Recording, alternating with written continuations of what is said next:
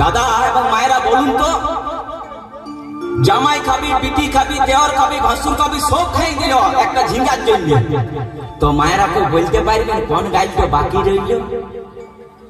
বলুন তো মায়েরা। ও তুই ভাতারে খাবি, হরি বল হরি বল।